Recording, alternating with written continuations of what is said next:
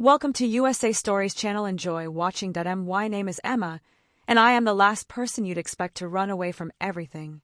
I was the girl who made lists, who always returned calls, who kept her calendar color-coded and her emotions boxed tight and tidy like files in a cabinet. But something broke, quietly invisible the way a cliff crumbles under your feet long before anyone hears the fall, and when it did, I drove 400 miles through the night and didn't stop until the road turned to gravel, and the sky had shifted from black to a bruised, uncertain blue. That's how I ended up here at the edge of nowhere on the forgotten farm. My grandfather left behind when he passed a place with no Wi-Fi, no neighbors, no appointments, just wind creaking wood, and a single breath of life that didn't belong to me. His name was Storm, not the kind of name you expect for such a quiet creature, but it fit somehow, like he was made of thunder that had long since fallen silent. I first saw him the morning after I arrived, half asleep, dragging my suitcase into the crooked old barn as if it were a hotel lobby. There he stood, massive still eyes, the color of old smoke. He didn't windy. He didn't flinch. He just watched me and I watched him back. It was a strange kind of truce. I didn't ask why he was still here. He didn't ask what I was running from. The farm had been abandoned since Granddad passed last spring. My mother sold off most of the animals, quickly except for Storm. No one wanted him. She said over the phone, too big, too stubborn. He only let your grandpa ride him anyway. Too stubborn. I almost laughed at that. Storm was huge, some draft mix, all muscle and weathered patience. His coat was a dull gray like he'd been carved from the clouds overhead. And yet he carried a gentleness that unnerved me, like he knew something about me I hadn't admitted yet. The first few days we kept our distance. I slept in the farmhouse, cold and dusty, curled in a pile of old blankets. I walked the overgrown fields and wandered through memories I didn't want to have. Sometimes I'd end up near the barn again, standing by the fence, and there he was, always waiting, always watching, never approaching. I started bringing him apples, not because I wanted a bond or anything poetic like that. I just didn't know what else to do with my hands. "Don't get used to me," I muttered one day as I tossed him a bruised one from the kitchen. He blinked slowly and didn't move. Then after a pause, he stepped forward, not rushing, just enough to close the distance. His breath hit my fingers, warm, damp, real. I froze. That touch, soft, intentional, cut through more than any conversation I'd had in months, because I wasn't here to heal. I didn't even believe in that kind of thing anymore. I was here to vanish, and yet something about Storm refused to let me disappear. There was a stillness to him that mirrored the ache I carried, like we were both holding back something too big to name. Not broken, just tired. I started cleaning the barn out of habit, sweeping the floor, tossing the old hay, scrubbing the water trough. Not because it mattered, but because I needed to move. Storm watched me every time. Sometimes he'd let me touch his shoulder or run a brush down his flank. Sometimes not. I respected that, truth be told. I envied it, the way he chose when to let the world in. I hadn't figured that out. I'd let it in too long, too loud, too fast, until I couldn't tell where other people ended. And I began. One night I couldn't sleep. The wind was howling like a choir of ghosts through the broken shutters, and the house creaked in all directions. I wrapped myself in a coat, grabbed a flashlight, and walked to the barn. Storm was lying down in his stall, legs folded neatly, head raised. I should have gone back to bed. Instead, I stepped inside. He didn't move as I sat against the wall across from him, pulling my knees to my C********T. The barn smelled of hay and earth, and something older than both. "I don't even know why I'm here," I whispered. Storm blinked once. Slow and heavy. I had a life. I went on. "Good job, good apartment, good image." The word tasted bitter. I smiled, answered emails, paid rent. I even had plants, the kind you have to miss. A soft snort came from Storm's direction, and I almost smiled, almost. But inside I was disappearing. I whispered. No one noticed, not really.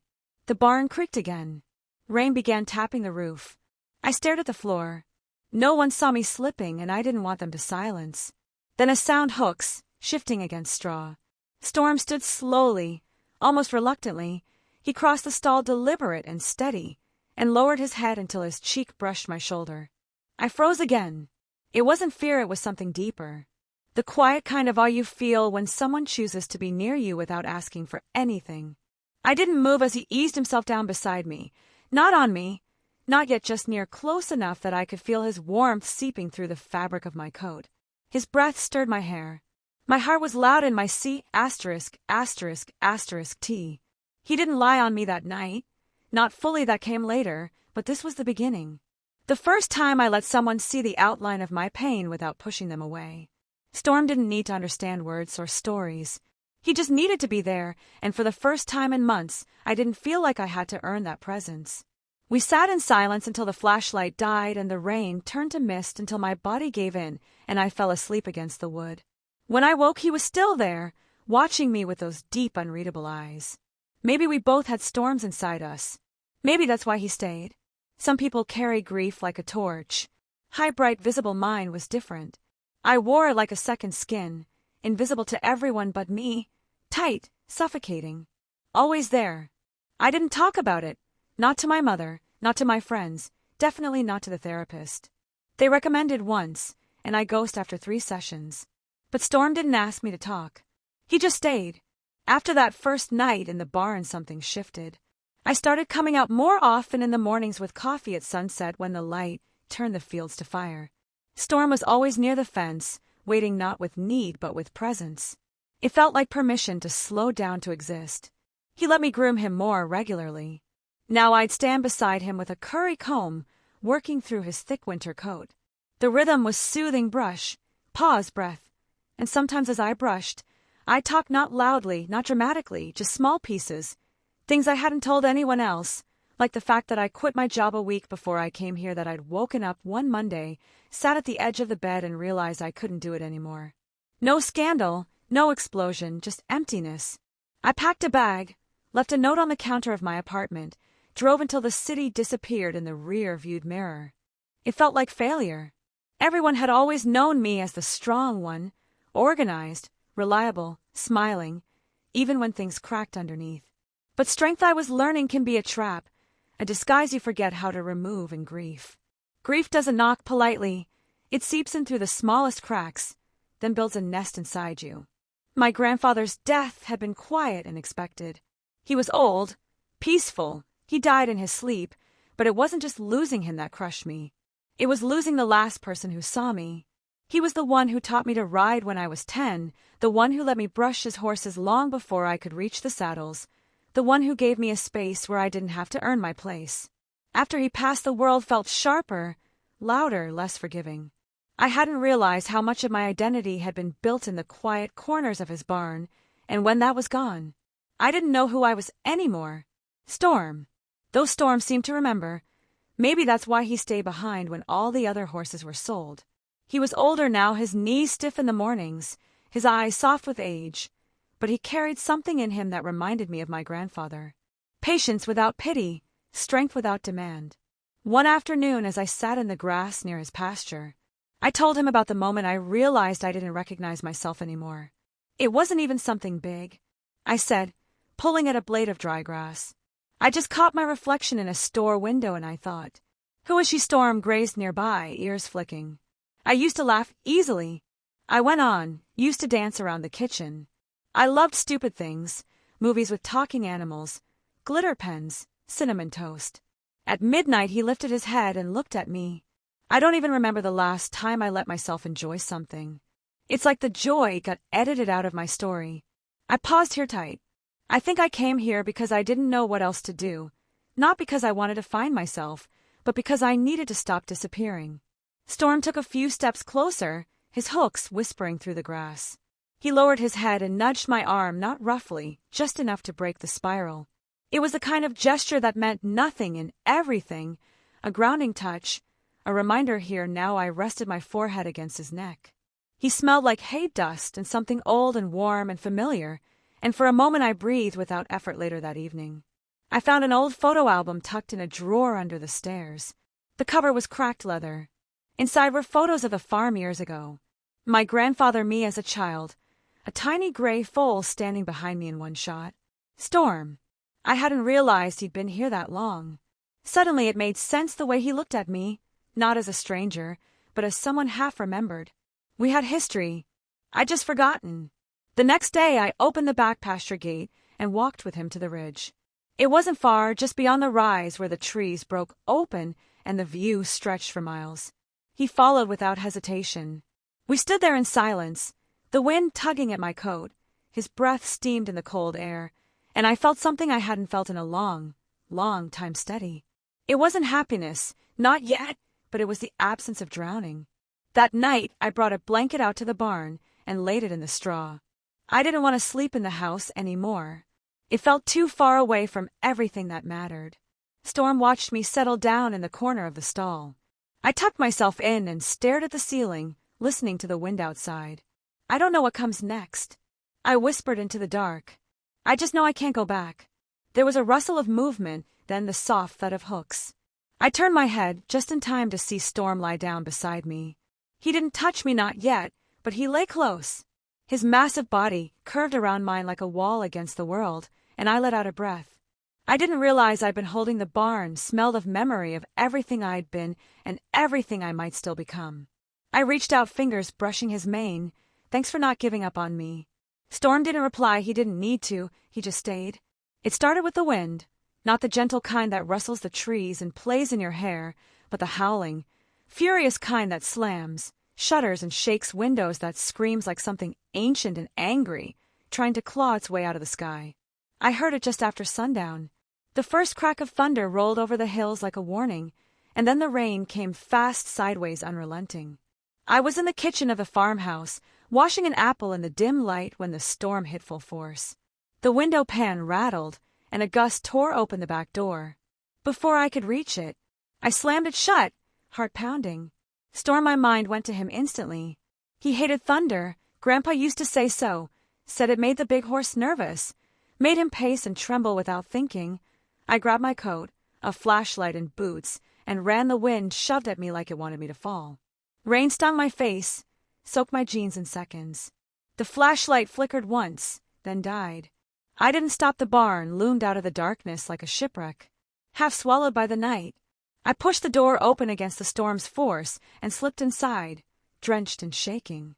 It was pitch black. Storm, I called, voice rising. No sound, but the roar of rain on the tin roof. My heart thudded in my ears. Storm, a low whiny, answered me from the back of the barn. I stumbled toward the sound, my soaked shoes squelching through the straw.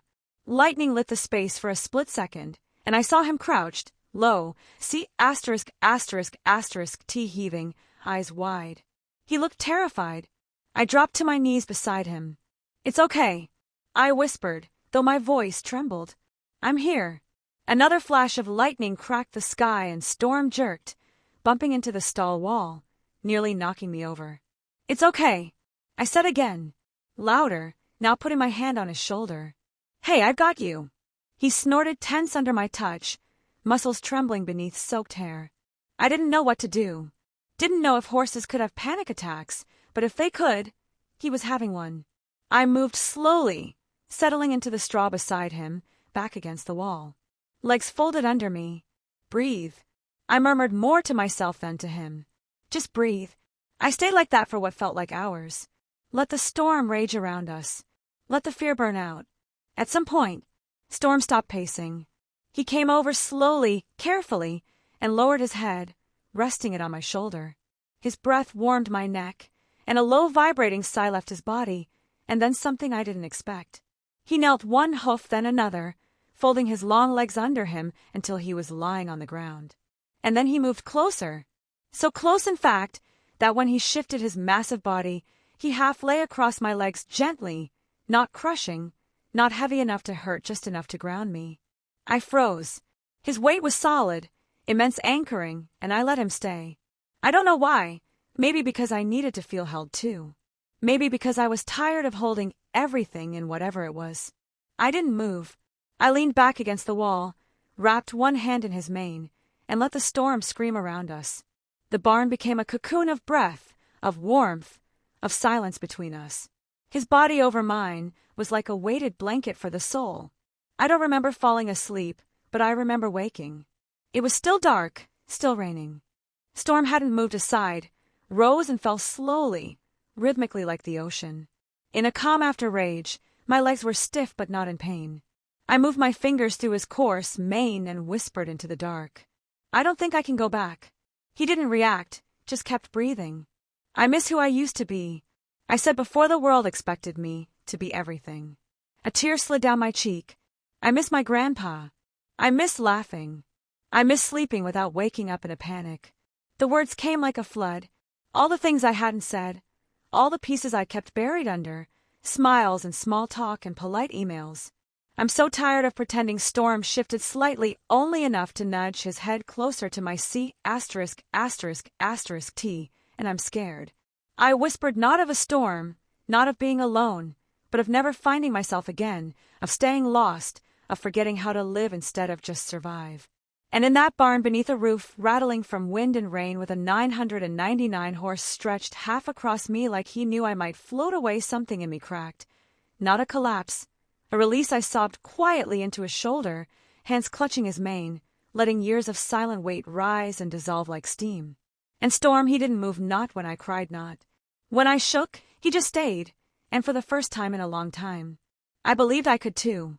I could stay right here, right now, with nothing to prove, no mask to wear, just breath, just skin, just rain and heartbeat and horror. When the sun finally began to rise and the storm tapered into a whisper, I closed my eyes and whispered, "Thank you," and I meant it with everything in me. When the sun began to rise, I expected him to move, but he didn't. Storm lay across my legs, his massive body curled protectively beside me, as if even daylight wasn't enough reason to end what had started in the storm. I didn't move either, not because I couldn't, but because I didn't want to break whatever spell we were under. My legs were half numb, my back stiff from the barn floor. But for once I didn't care. Pain felt like proof of being alive, and for the first time in months I wanted to be. I rested my cheek on Storm's neck. His coat was still damp, but warm beneath the surface, like the heat of a campfire buried under ash. I listened to the wind outside, slow to a sigh, and that's when I heard it. Not wind, not rain, footsteps, not hoofs, boots. They crunched against the gravel outside, slow, cautious. Then they stopped just beyond the barn door. My breath hitched. Storm's ears twitch, but he didn't rise.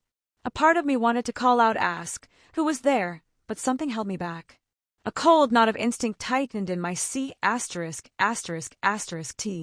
Nobody was supposed to be here. Nobody knew I was here. And yet the barn door creaked, not wide, just enough to let in a sliver of gray morning light and a gust of sharp air. I didn't speak. I didn't blink. My heart slammed against my ribs, hard and fast. Storm lifted his head slowly. He didn't snort, didn't panic, just watched, unmoving. The door paused. Then nothing. Silence. 10 long seconds passed. Then the door creaked shut again. I exhaled shakily, only realizing then that I'd been holding my breath. I sat up gently, so as not to startle Storm and strain my ears. Nothing, just wind, the soft shifting of trees, and a raven's distant cry. I stood, legs tingling with returning blood, and moved to the barn door. Storm followed behind me, silent, hulking, as if he understood something had changed. I peeked outside. Nothing, no one, just the soaked gravel driveway, the empty fence line, and the mist curling low along the grass like smoke. Still, something didn't feel right.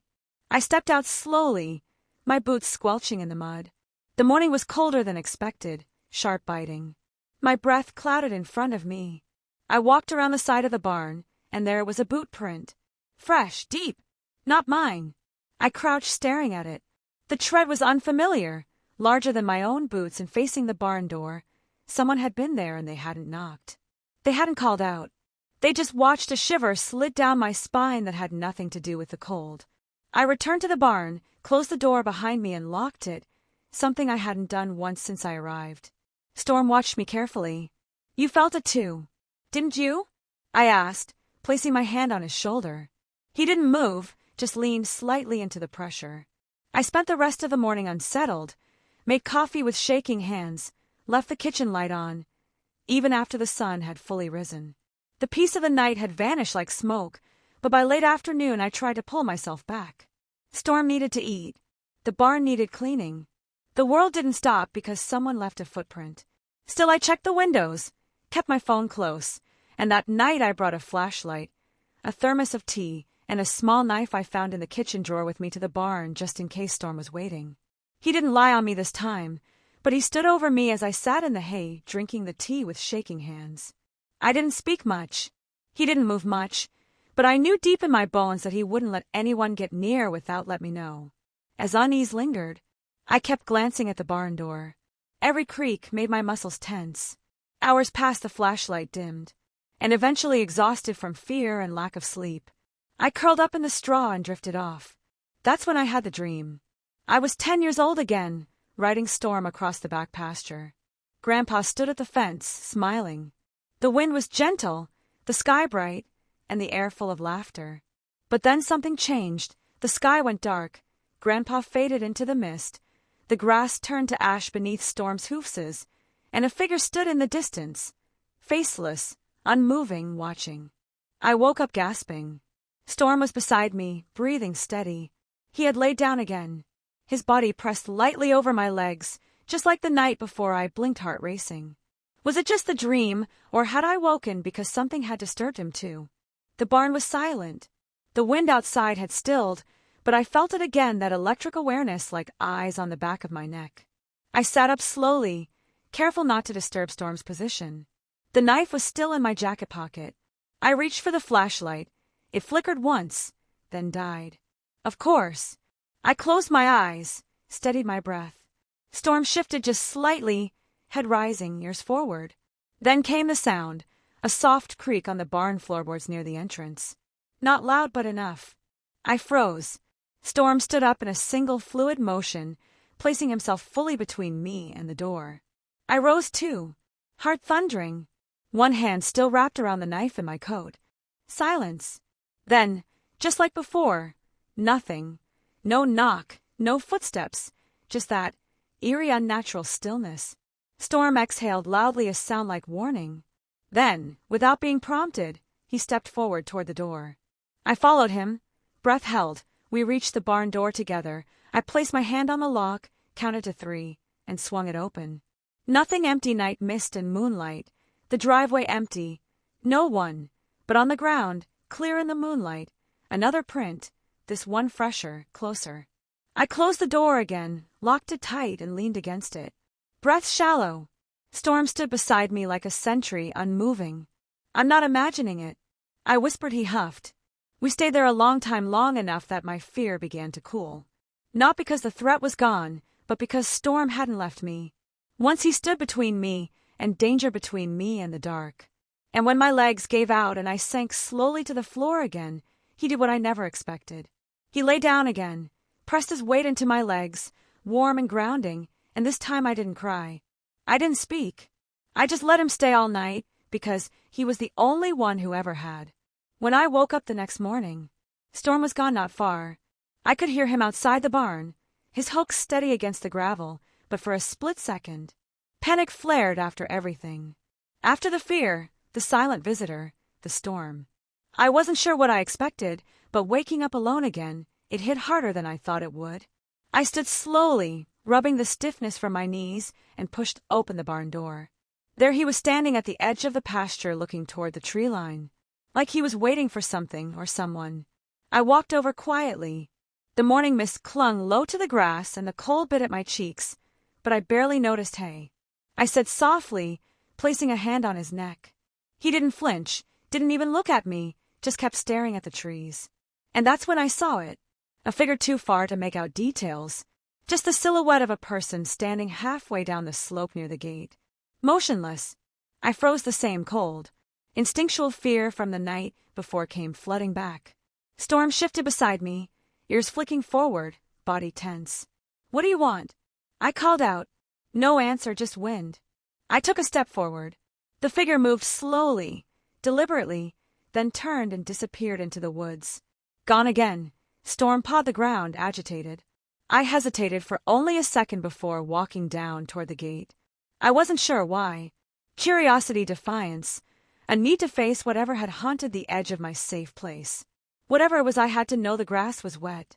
My boots slipped once on the slope. When I reached the gate, I found nothing but a faint trail of footprints, just like before, leading into the woods. They ended at the tree line. I stood there, staring into the dense thicket. Whoever it was, they were careful watching, but never approaching, always staying just out of reach. Why, I didn't know. But I knew one thing.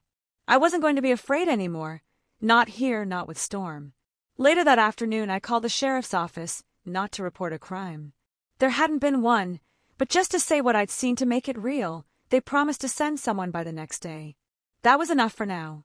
When I hung up the phone, I expected to feel anxious again, but I didn't. Instead, I felt clear, like a line had been drawn, like I'd finally decided that this place, this farm, this barn, this horse was mine to protect, not run from.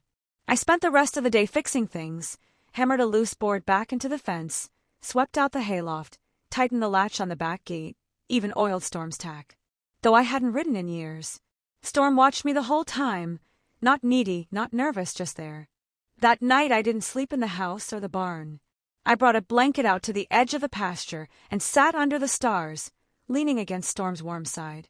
He lay down beside me once more, this time, not because I was broken, but because we both knew something had shifted.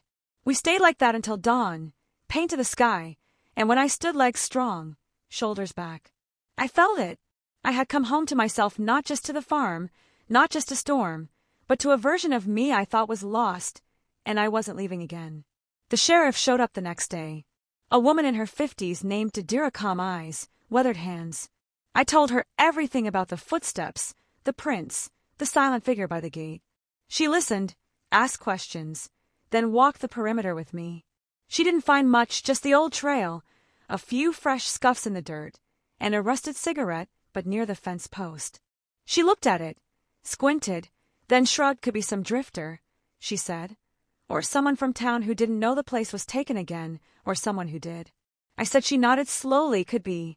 I'll keep an eye out, but I don't think they mean harm. I wanted to believe her, but some part of me stayed on alert. That night I locked everything, let Storm out to graze close to the barn, slept in the tack room with the windows cracked and the knife still near my hand. But nothing happened. No footsteps, no prints, just stars, wind, the sound of crickets returning to the grass over the next week. I settled into something like a rhythm. I made a list of things to repair, fences, windows, the sagging porch. Storm and I went for short walks up the ridge. Each morning I brushed him daily, talked to him. Often I still hadn't gotten on his back, but I was thinking about it. Then on the 8th morning I woke to find an envelope under the barn door, just one word on the front. Sorry. No name, no explanation, just a single sheet of folded paper, slightly damp from the morning dew. I opened it with shaking hands. Inside was a rough pencil sketch, a horse. Storm unmistakably standing in front of the barn, calm and proud. No message, no threat. Just that. I showed it to Sheriff Dodra later that day. She looked at it for a long moment, then handed it back. Still, don't think they mean harm, she said. But keep it anyway. I did. I pinned it to the inside of the barn door. Storm sniffed at once and didn't react. I took that as a sign. That night, something changed again, not outside, inside me. I brought out the saddle, dusty but intact. Storm stood still as I lifted it onto his back. No protest, no flinch, as if he'd been waiting for this too. I fastened the girth with steady hands. Okay, I whispered, let's try. I mounted slowly, carefully, feeling every creak in the leather, every breath in his ribs. And then we moved just a few steps, then a walk down the fence line, and then we were riding, really riding for the first time in years. The wind on my face, his power beneath me, the rhythm of hoofbeats in the dirt like a heartbeat. I'd almost forgotten. I laughed, really laughed. Storm's ears flicked back at the sound. We rode until the stars came out, and when we stopped near the ridge, I slid off, fell to my knees in the grass and hugged him, arms around his massive neck, forehead against a C********T. Thank you, I whispered again, for not giving up on me.